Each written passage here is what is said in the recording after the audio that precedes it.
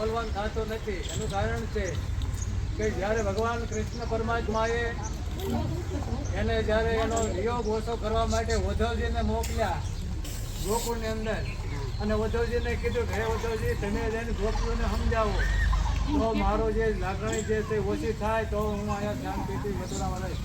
ત્યારે એના ઉદ્ધવજીને એના જ્ઞાનનો અહંકાર હતો કે હું ત્યાં જઈ અને ગોપીઓને મારું જ્ઞાન કરીશ અને એ સમજાવીશ. ત્યારે આ જે તમે જે કરી રહ્યા છો એ ગોપી ભાવ છે. એટલે આ જે હેમાદ્રી પ્રયોગ એવો છે કે જેને વિધિ વિધાન કરવું હોય, યજ્ઞ યાગાદી કરવો ત્યારે અંતરશુદ્ધિ કરવાની હોય. કે જેવી રીતે આપણું નાય ધોઈને સ્નાન કરવાથી ગંગા સ્નાન નામ લેતા લેતા જ્યાં પવિત્ર થાય એવું બધું આમાં બતાવ્યું છે. 42 નદીઓના નામ, અને એનાથી આપણું શરીર શુદ્ધિ થાય.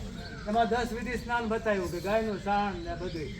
પણ એ બધું કોના માટે છે કે જેને જે આ હેમાદ્રી સાંભળવાની જરૂર હોય એ આ કોઈ છે નહીં. અને તમે બધા જે છો એ ગોપી ભાવમાં છો ને તમે બધા પવિત્ર કરણમાં વૈયા ગયા છો.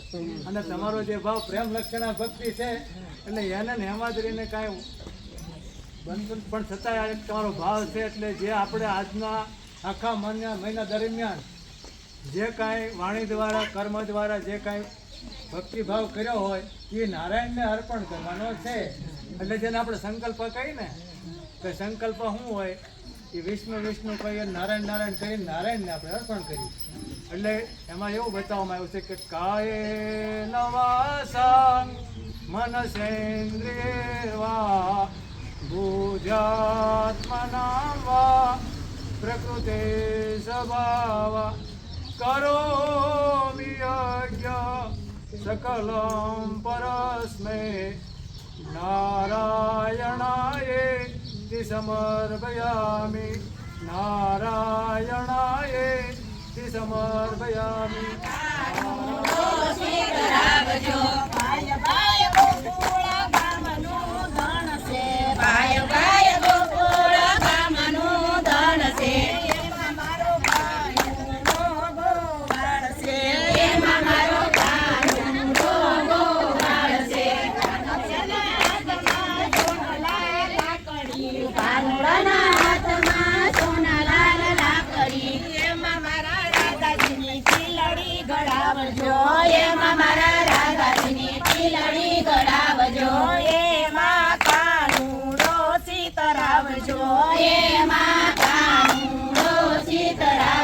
ભાઈ ભાઈ ગોકુળ ગામનું ધણ છે, ભાઈ ભાઈ ગોકુળ ગામનું ધણ છે.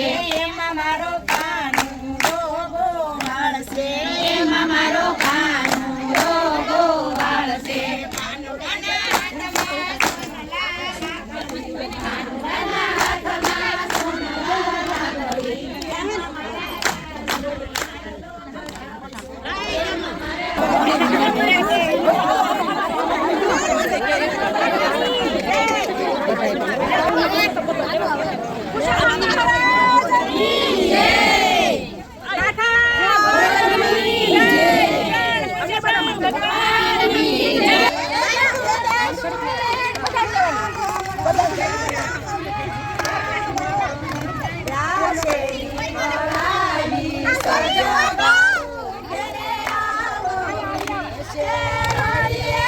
ખેલી લેવા